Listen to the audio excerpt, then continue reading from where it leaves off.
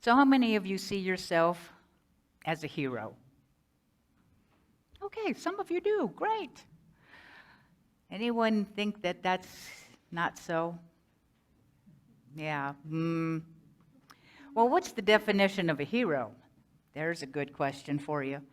My thoughts about what a hero is a hero is somebody who faces enormous obstacles, looks like death, lots of fear, takes a risk that could actually take one's life, and yet moves through the obstacle, chooses to face and act in spite of the fear. That's what a hero is to me. Now I want you to think. When it was time to be born, did you have an obstacle in your way?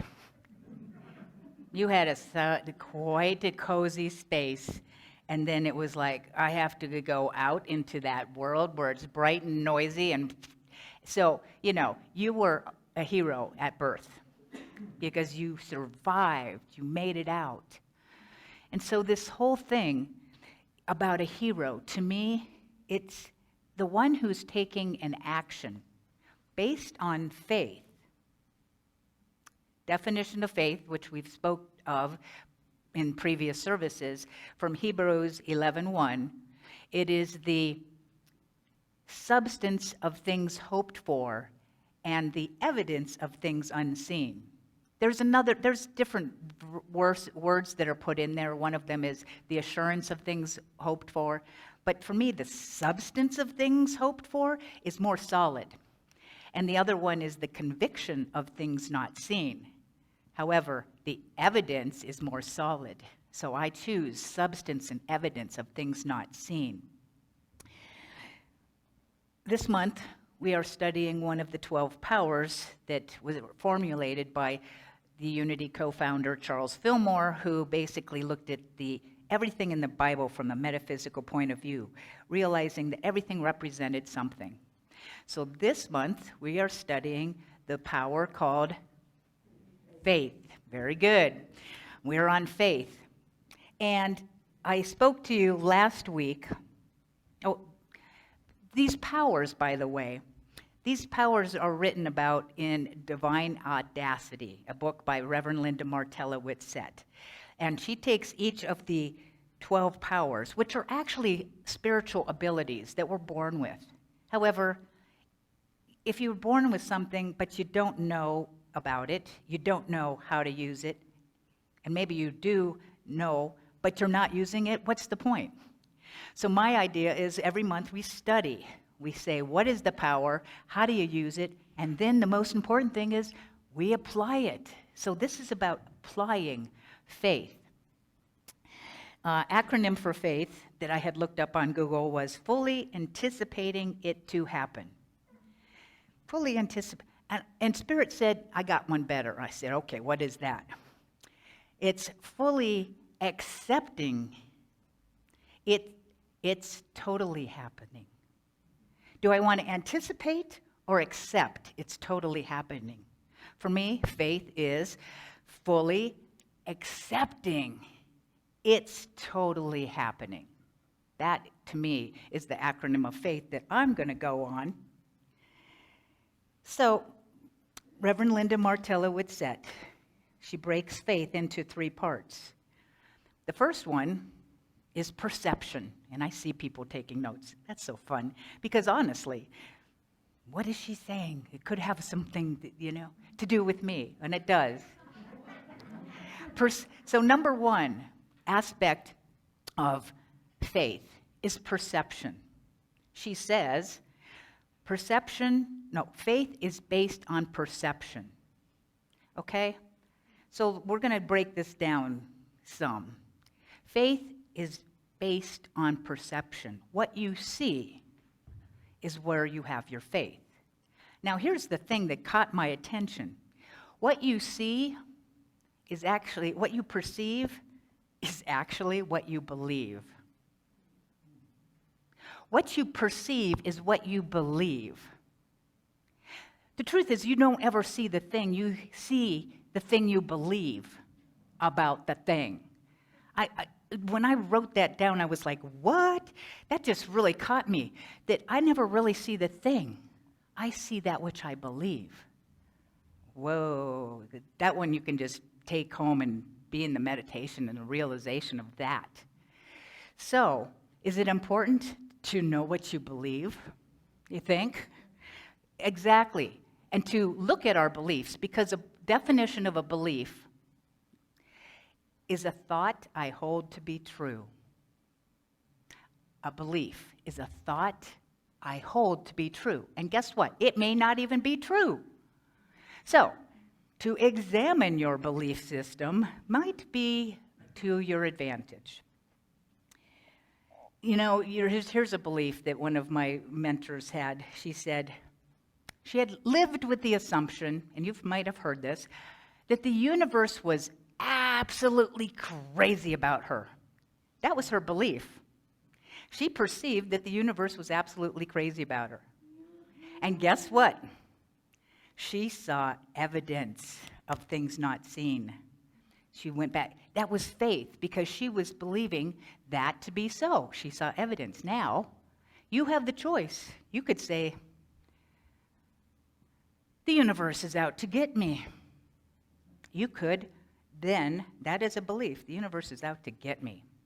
Guess what? That is your belief, and you will notice the evidence that it is out to get you. Right? So, perception is key to what we have as our reality. Nothing is real except for what I believe it to be. That's huge. That's huge. So, to have a perception that is based on a truth, on something that is what you would love to believe, you can actually change your beliefs. That's the good news. Did you know that? You have a belief, and what you can do is if you have an issue about something, anything, money, gender, war, people, health, so what you do, this is your way that you can do this. I have an issue with this. I want you to write down every belief and include everything, positive and negative. Because if you even have a thought of it, it's in your consciousness. So you write down, money causes misery, money is great, I wish I had more, money is hard to have, money is my friend, money doesn't grow on trees, you name it, you list it. Could be a long list. Then you go back, and the second thing you do is you go, well, how much do I believe that? Because some of your beliefs will be stronger on a scale of 1 to 10. So then you know, hey, the ones that are 6, 7, 8, 9, and 10 that I tend to have a little more power on, energy around, those are the ones that I need to change. So I'm going to take that belief, and I'm going to go, what is a better belief? Because that is not true, except that I believe it's true. What would be a better? Money is easy to have. Money is joy to have. Mine became money is green love. Okay? Because I had to work with my belief system. Everything is vibrational. It is love. So I changed my pictures, my perception, by changing my beliefs. So that's the first part of perception. The second part of perception being in faith is that we have to look past appearances. Okay? Jesus, the great way shower, greatest metaphysician, he said, judge not by appearance. Okay? And here's a question. How many people did Jesus heal? Want the answer? 0. Jesus didn't heal anyone. You know why? Because Jesus did not see the illness, the condition. It was a condition, but he was able to see beyond it, through it, to the spiritual truth of that being, that you're perfect, whole, and complete. Get up and get your bed and get up and walk.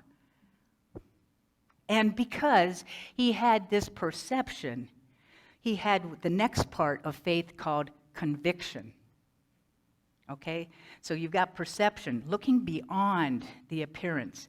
And I'll just read to you a little piece that in Linda Martellowitz's book, where she says, faith is that quality in us which enables us to look past appearances of lack, limitation, or difficulty, to take hold of the divine idea and believe in it, even though we do not see any evidence of it except in our mind. That's huge.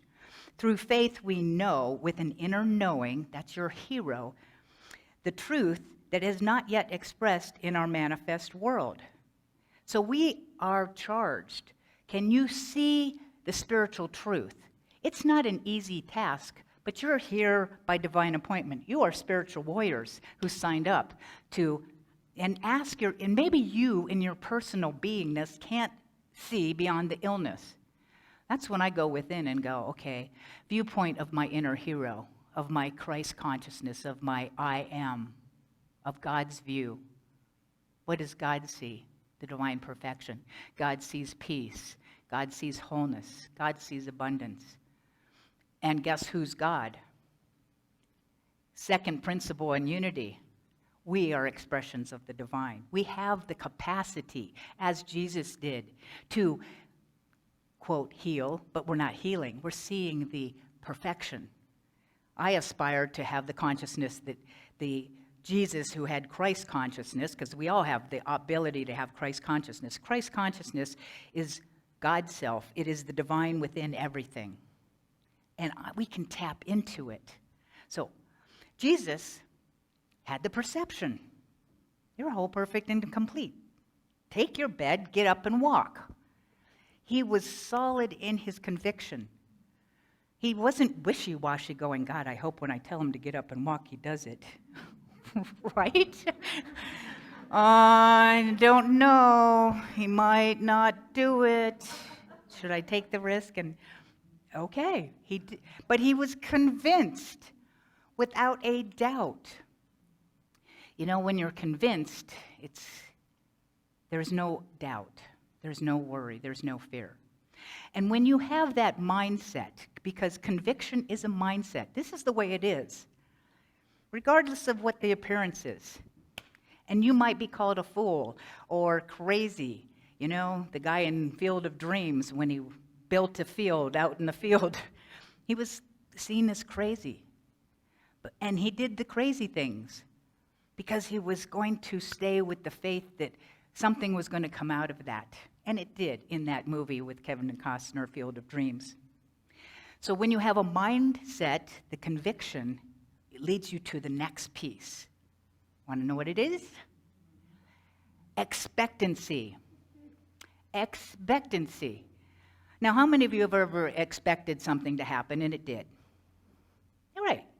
Anyone expect something and it didn't happen? Hello, right? And how did you feel when it didn't happen? Disappointed, depressed, sad, frustrated, mad, irritated, confused. You had all those feelings.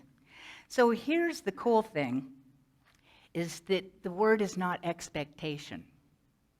The word is expectancy. And what is the difference between the two? I love this study. Expectation is when I want to see it my way, in my time frame, and so on. I'm like expecting it to look like this, and then it doesn't happen. Expectancy is more, I am open. And one of the phrases that we use in prayer is this and or something greater. We're not telling God how to do it and what it has to be. We trust the divine within us. It's going to bring us. So I always ask people, what would you love? What would you love? And what would you feel if you had it? Because the thing isn't really what we want. We want the feeling when we have the thing. So we want to identify the energy of what we are wanting to have. And I know Spirit will deliver that because I have the faith and the trust and the belief. It is so. So you've got those three elements. Now, one of my favorite Bible stories has a character. And every character in the Bible is us. This character is that which is your loving, trusting inner hero. Then there's another aspect of our being. I want you to bring to mind something that you would love to have, to see, to do, to be. It seems pretty impossible. Okay, bring it to mind. Something that seems like there's no way. That's just a pipe dream. Or what is the big obstacle that you face in your life right now? We all have obstacles. We all have something that wants to have its expression. Okay? That is your Goliath. And the inner hero is your David. This is the story of David and Goliath. Okay, so there was this war that was going on back in the day, and this killer of dreams is fighting. It's the Israelites and the Palestinians are fighting each other, and Goliath is like, 9.5 feet tall. Huge, scary, mean warrior. And he's like, anybody fights me and takes me down, the war is over, you guys win. He was a Philistine.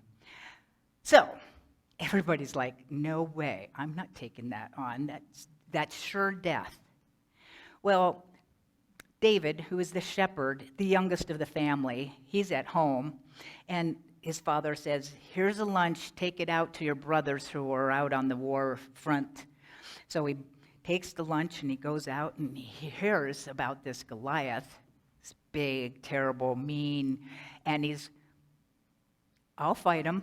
And they're looking at him going, what are you, out of your mind? You're some little shrimp guy who just, is a shepherd and you're young and he's just going to make mincemeat out of you, right? You're not going.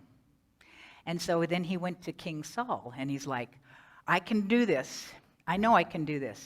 Well, he had such faith, obviously, on some level, that he convinced Saul that he would be okay to let him go and fight the giant of Goliath, that big thing that was in his way and was going to be the death of him. Gave him his armor. And David's like, this is too heavy. I don't need this. So he goes out, he takes his sling, he picks up 5 little rocks over by the river and approaches Goliath. So when Goliath saw David coming to meet him, he was flabbergasted. He said, am I a dog that you come at me with sticks? He cursed David and he laughed at him. He thought, this is going to be ridiculously easy and taking care of David. He even said to him, come to me. I will give your flesh to the birds of the air and to the beasts of the fields. Well, Goliath's threats and sarcasm did not faze David. David said to the giant, you come to me with a sword and a spear and a javelin, but I come to you in the name of the Lord of Lords, the God of the armies, of whom you've defied. He even said, this day the Lord will deliver you into my hand. I will strike you down and cut off your head. I'm sure Goliath just started to laugh in his, right, I'm so sure. You don't have a chance. Well, they came together. David takes a stone, puts it in his sling, pulls it back, and boom, hits Goliath in the forehead, right smack dab in the third eye area. He falls over dead. He goes over, chops off his head, and then the Palestinians leave. They have been defeated. David is the hero. This is the hero in you, that which had so much faith. Would you like to have the faith that David had? Anyone? To have that level of faith? Well, here's the secret. David did not have faith in God. What? Did you say that right? David did not have faith in God. You want to know what he had? He had the faith of God. He had the faith of God. That's another contemplation for the week. How is that different? Faith in God, within myself. We say that we are the divine in expression, the faith of God. I have no doubt. We all have that capacity. Ernest Holmes, in his book, A New Design for Living, says, we have to grow up and mature in this matter of faith.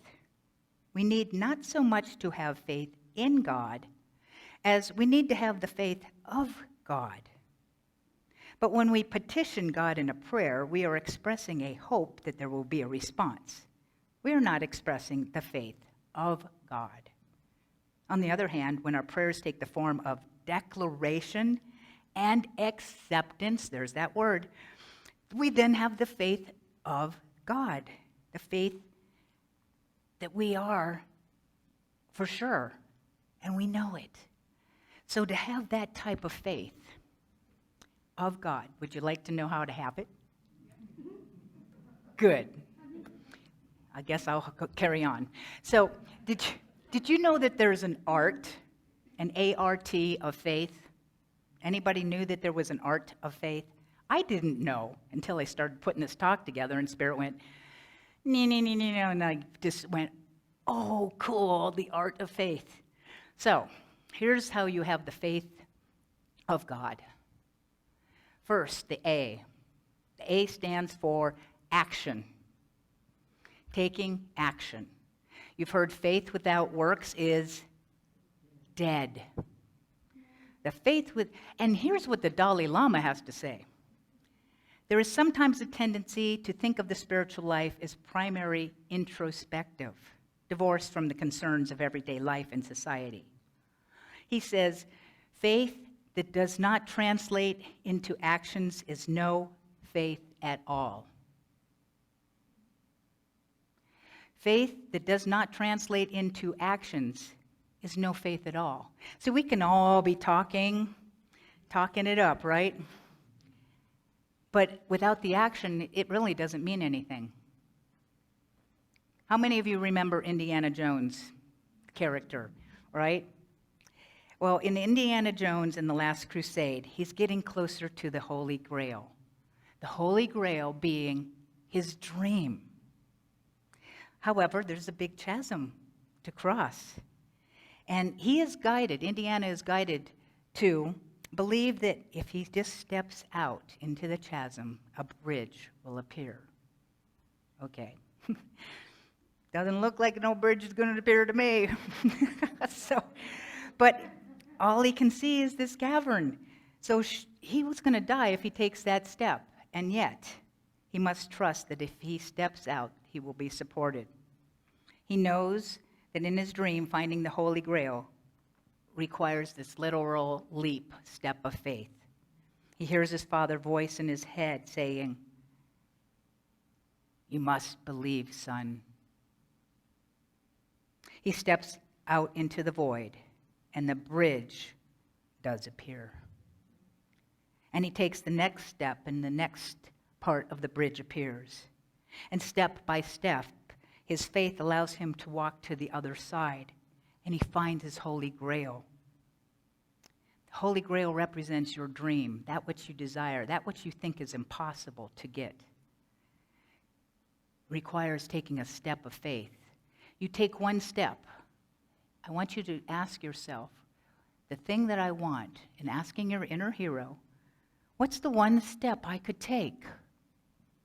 And it doesn't matter if the step works or not. The fact that you took a step in faith is really what counts. Because if that doesn't work, whatever it is you tried in your step, you've shown that there's faith. What else could I do? Oh, something else comes to mind. There you go. You take the next step. It's more about building up that faith. So you've got your action step. Then you have the R. What do you feel when you totally trust 100%? How do you feel? I'm relaxed. That's right. The R stands for relaxed. You're relaxed. Okay? Because when I do prayer, by the way, for any of you, I don't have to do it a second or third or fourth time. I just go, it's done. I have complete faith, and I'm relaxed. I'm going to carry on with my day. I don't worry about it.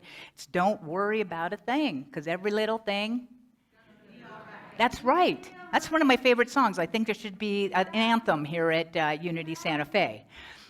You know, just keep that vision. Don't worry, everything. Be relaxed. Now, what happens if you're not relaxed? I'll give you the key to being more relaxed. You got to use one of your other powers.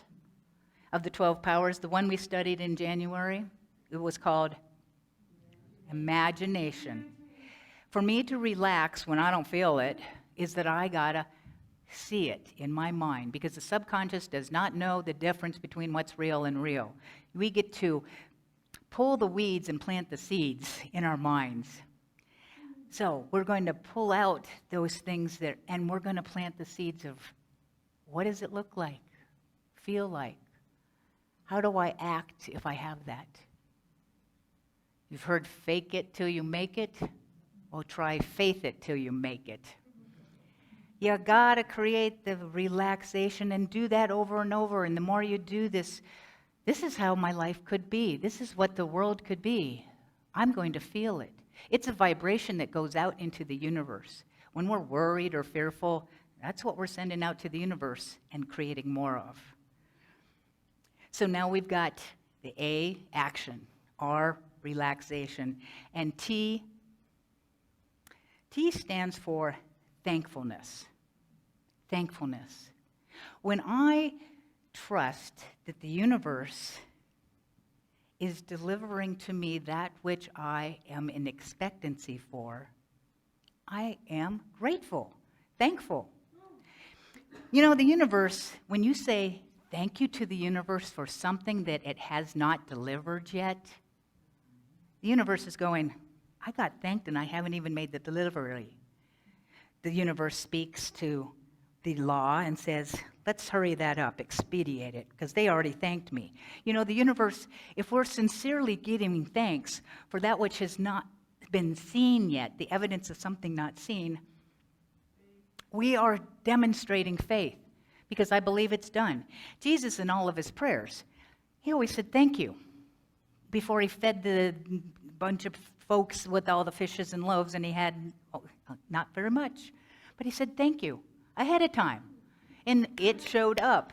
So thankfulness. So we're taking action. We are relaxed, and we are thankful.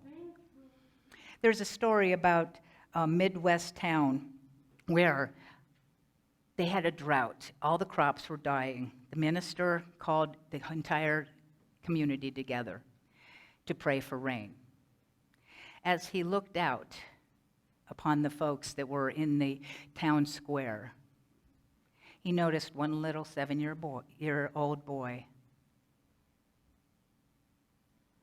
The little boy was carrying an umbrella. Okay? That's expectancy. That is when you realize that little boy had that type of faith of God. Well, of course we're going to pray for rain. It's going to rain, so for Pete's sakes, I got to bring the umbrella. Come on. So, the faith of God. You may not have it in the human part of you, but it is the hero within you. So let us practice the art of faith. And make sure to bring your umbrella. So it is.